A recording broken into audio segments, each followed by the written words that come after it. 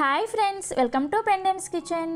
పెండెమ్స్ కిచెన్లో ఈరోజు వీడియోలో అస్సలు బియ్యం లేకుండా ప్రోటీన్ అండ్ ఫైబర్ రిచ్ జొన్న పిండితోటి సెట్ దోశల్ని ఎలా వేసుకోవచ్చో చూపించబోతున్నాను.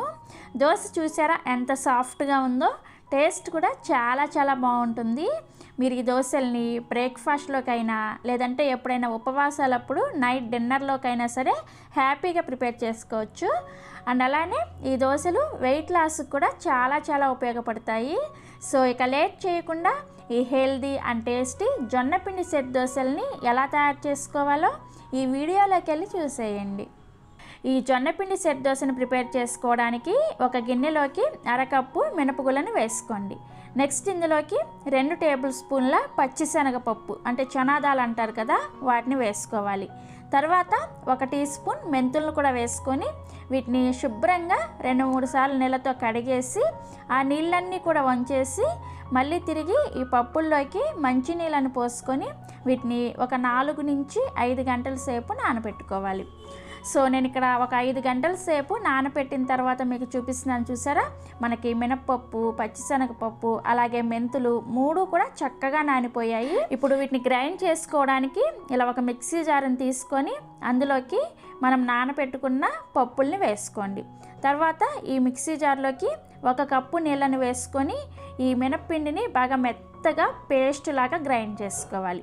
సో నేను ఇక్కడ గ్రైండ్ చేసిన తర్వాత చూపిస్తున్నాను. చూసారా, ఇలా బాగా మెత్తగా గ్రైండ్ చేసుకొని ఒక పక్కన పెట్టుకోండి. ఇప్పుడు ఒక పెద్ద గిన్నెని తీసుకొని అందులోకి 1.5 కప్పుల జొన్న పిండిని వేసుకోండి. నేను ఇది నార్మల్గా మనకి సూపర్ మార్కెట్స్లో జోవర్ ఫ్లోర్ అని ప్యాకెట్స్ రూపంలో దొరుకుతుంది కదా, ఆ జొన్న పిండినే యూస్ చేస్తున్నాను అనమాట. ఇలా 1.5 కప్పుల జొన్న పిండిని వేసుకున్న తర్వాత ఇందులోకి 2 కప్పుల నీళ్ళను పోసుకొని మీ చేత్తోనే ఈ పిండి అంతా కూడా చక్కగా నీళ్ళలో కలిసేటట్లుగా కలుపుకోవాలి. ఇక్కడ 2 కప్పుల నీళ్ళే సరిపోతాయని ఏమీ లేదు. ఈ జొన్న పిండి క్వాలిటీని బట్టి ఒక్కొక్కసారి ఎక్కువ తక్కువ కూడా పట్టొచ్చు. కాబట్టి పిండిని చూసుకుంటూ ఈ విధంగా నీళ్ళలో చక్కగా కలిసిపోయేటట్లుగా కలుపుకోవాలి. సో ఇలా కలుపుకున్న తర్వాత ఇప్పుడు మనం ముందుగా గ్రైండ్ చేసుకున్న మినప్పిండి ఉంది కదా, ఆ మినప్పిండిని ఈ జొన్న పిండిలోకి యాడ్ చేసుకొని ఇప్పుడు కూడా మీ చేత్తోనే ఈ 2 పిండిలు కూడా చక్కగా కలిసేటట్లుగా కలుపుకోవాలి. ఇలా చేత్తో కలుపుకోవడం వల్లనే పిండి ఫర్మెంటేషన్ అనేది చాలా బాగా జరుగుతుంది. మీరు గరిటతో కలుపుకున్నారంటే మీకు ఫర్మెంటేషన్ అనేది అంత సరిగా జరగదు అండ్ దోశ కూడా అంత స్మూత్గా రాదనమాట. సో అందుకోసమని ఇలా చక్కగా చేత్తోనే బాగా కలుపుకొని దీని మీద మూత పెట్టేసి ఈ పిండిని కనీసం ఒక 8 గంటల సేపు పెట్టుకోవాలి. మీరు నైట్ పడుకోబోయే ముందు గ్రైండ్ చేసుకొని చక్కగా ఉదయాన్నే దోశలను వేసేసుకోవచ్చు. సో నేను కూడా ఇక్కడ నైట్ గ్రైండ్ చేసుకొని నెక్స్ట్ డే ఉదయాన్నే మీకు చూపిస్తున్నాను. చూసారా, మనకి పిండి అనేది చక్కగా పులిసింది. ఇప్పుడు ఈ పిండిని ఒకసారి కలుపుకొని ఇందులోకి మీ రుచికి సరిపడా ఉప్పుని వేసుకోండి.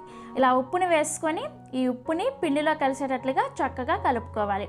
ఇలా కలుపుకున్న తర్వాత మీకు పిండి కన్సిస్టెన్సీ చూపిస్తున్నాను. చూసారా, ఈ విధంగా ఉండాలి, గరిటె జారుగా ఉండాలన్నమాట. మరీ గట్టిగా అలాగే మరీ లూజ్గా కాకుండా ఈ విధంగా ఉండేటట్లుగా ప్రిపేర్ చేసుకోవాలి. మీకు ఒకవేళ అవసరమైతే కొద్దిగా నీళ్ళను కూడా వేసుకొని ఈ విధంగా ప్రిపేర్ చేసుకోండి. సో మనకి దోశల పిండి రెడీ అయిపోయింది. ఇప్పుడు దోశలు వేసుకోవడానికి స్టవ్ మీద దోశల పెనాన్ని పెట్టుకొని మీడియం ఫ్లేమ్లో వేడి చేసుకోవాలి. పెనం బాగా వేడైన తర్వాత మనం ప్రిపేర్ చేసుకున్న పిండిని 1 నుంచి 2 గరిటెల వరకు ఇలా పెనం మీద వేసుకొని కొద్దిగా లైట్గా మందంగా స్ప్రెడ్ చేసుకోవాలి. అంటే మనం సెట్ దోశ అంటే మందంగా ఉంటుంది కదా, సో అందుకోసం ఇలా కొద్దిగా చిన్న దోశల్ని మందంగా వేసుకోవాలి. సో దోశ వేసిన వెంటనే దోశ పైన హోల్స్ చూసారా ఎంత చక్కగా వస్తున్నాయో. ఇలా హోల్స్ వస్తే మనం పిండిని చక్కగా కరెక్ట్గా రెడీ చేసుకున్నామని అర్థం అనమాట.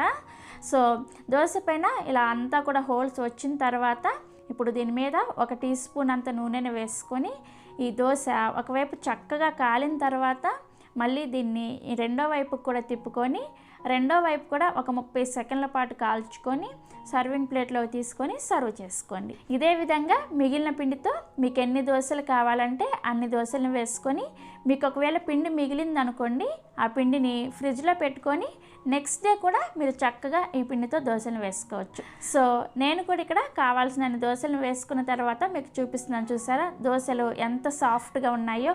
మీకు దోశ చూస్తేనే అర్థమైపోతుంది కదా, చాలా సాఫ్ట్గా ఉంటాయి. అలాగే టేస్ట్ కూడా చాలా బాగుంటాయి. ఈ దోశల్ని మీకు నచ్చిన ఏ చట్నీతో అయినా సరే సర్వ్ చేసుకోండి. నేనైతే గట్టి పల్లి చట్నీతో సర్వ్ చేశాను. నేను ఎక్కువగా ఇంట్లో ఈ పల్లి చట్నీ రెసిపీని ప్రిపేర్ చేస్తూ ఉంటాను అనమాట. ఆల్రెడీ ఈ చట్నీ రెసిపీ మన ఛానల్లో ఉంది. ఎవరైనా చూడని వాళ్ళు ఉంటే కింద డిస్క్రిప్షన్లో లింక్ ఇస్తాను, ఒకసారి చెక్ చేయండి. ఈ వీడియో కనుక మీకు నచ్చితే ఒక లైక్ చేసి మీ ఫ్రెండ్స్కి రిలేటివ్స్కి కూడా షేర్ చేయండి. మరిన్ని ఎమ్మీ అండ్ టేస్టీ రెసిపీస్ కోసం పెండెమ్స్ కిచెన్ని సబ్స్క్రైబ్ చేసుకోండి అండ్ పక్కనే ఉన్న గంటను కూడా నొక్కండి. Thanks for watching.